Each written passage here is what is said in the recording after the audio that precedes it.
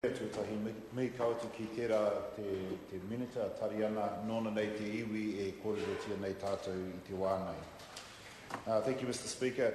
I'd just like to start by touching on what the Honourable Tau Henare has just mentioned about the wealth of history that is in these bills, and I agree totally with him in saying that I think that it would be great if we could teach this information, this history, in our schools, and I would encourage, as part of the cultural redress for Ngati Apa, to perhaps consider developing this history just a little bit further and taking it to schools so that schools and the local iwi can actually work in a partnership in cooperation to make sure that local history, local iwi history is not simply forgotten, and I would encourage that not just with Ngati Apa but with all schools and areas using the information that we have in these bills.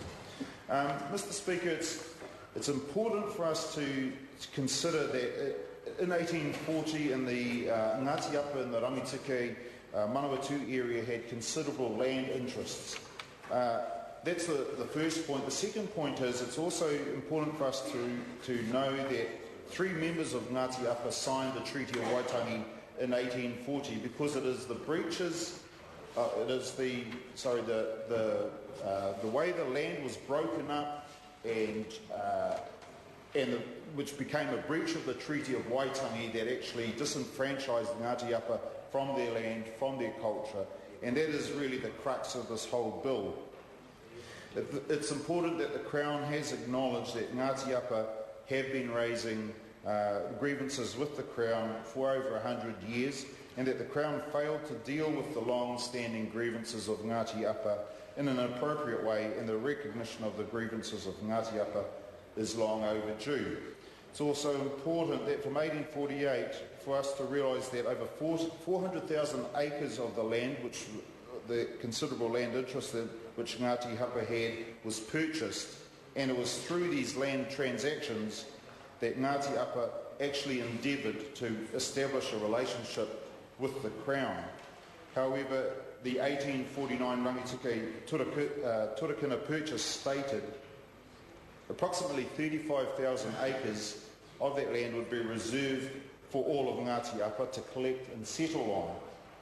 However, later native land legislation enabled these reserved lands to pass through the Native Land Court, which awarded land interest to individuals rather than to all the tribe, and that excluded many Ngati Apa from ownership of the tribal reserve land.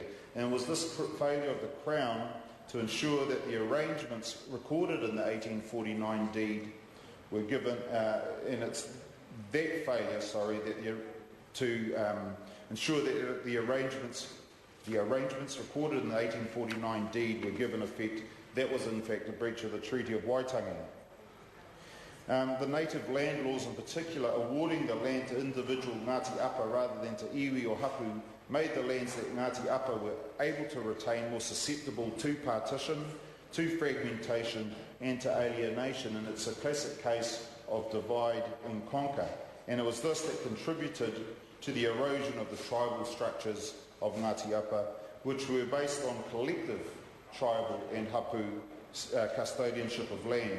The Crown failed to take steps to adequately protect those tribal structures, and this had a prejudicial effect on Ngati Apa and again was a breach of the Treaty of Waitangi. So despite Ngati Apa contributing lands for settlement purposes, the significant benefits that Ngati Apa expected to flow from its relationship with the Crown were not realised.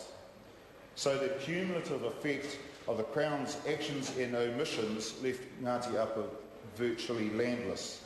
The Crown failed to ensure that Ngati Apa retained sufficient lands for its present and future needs. Therefore today we have the situation where most of Ngati Apa live outside their tribal rohe, that the loss of their traditional lands has impacted on the access of Ngati Apa to resources such as their rivers, lakes, forests, wetlands and traditional walking paths.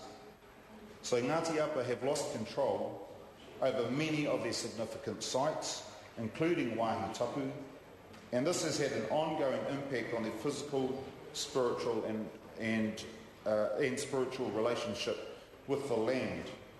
So it's important that we acknowledge the apology that has been offered by the Crown. It's important that we acknowledge the work that was started by Dr. Cullen, the Honourable Parekura Horomia, the Honourable Mitariri Nui, and continued by the Honourable Chris Finlayson. It's also important to note that there were four Ngati Apa people who signed the original document. That was Lillian Te Awe Awe, Rovata Te Hina, Ariki Hanara Marimare and Mariana Shenton, all from Ngati Apa, of course. And the apology is really important. An apology doesn't bring back everything that was lost, but it's important that the Crown has apologised and recognised the efforts and struggles of Ngati Apa in pursuit of their claims for justice and redress. It's also important in the apology that the Crown has said they profoundly regret and unreservedly apologise to Ngati Apa for the breaches of the Treaty of Waitangi. It's also important to note that the Crown regrets and apologises for the cumulative effect of its actions and omissions over the generations through to the present day. And these have all had a detrimental impact on the traditional tribal structures of Ngati Apa. So with this apology, the Crown seeks to atone for the past wrongs and to begin a process of healing and make a significant step towards rebuilding a lasting relationship with Ngati Apa based on mutual trust and cooperation. The cultural redress there are protocols to be issued to the trustees by the Minister of Conservation, the Minister of Fisheries and the Minister of Arts, Culture and Heritage. There's an acknowledgement by the Crown of the statements made by Ngati Apa of their cultural, spiritual, historical and traditional association with 9 statutory areas and the effect of the acknowledgement, deeds of recognition between the Crown and trustees, and also the vesting in the trustees of the fee simple estate and 17 cultural redress properties. Now, it's really important for everyone and for the House to understand that the 17 cultural redress properties represent but a fraction of the land that was denied or that was partitioned and removed from Ngati Apa.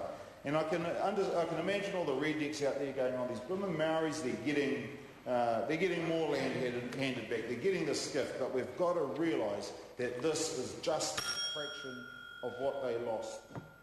And finally, there's a part in here in the cultural redress that talks about the alteration of place names. And of course, we know the most obvious example where a place name has been altered is that around the Wanganui-Whanganui debate. And I believe that this is a really important part for us to recognise that for Māori it's important that our language and our places, our place names are given the due respect that they deserve. And it's just not fair or not right that a group of people can come and change names, not just by removing a letter from the name, but actually just supplanting a name in another language and saying, well, this is the way it is in Māori, you just have to get over it.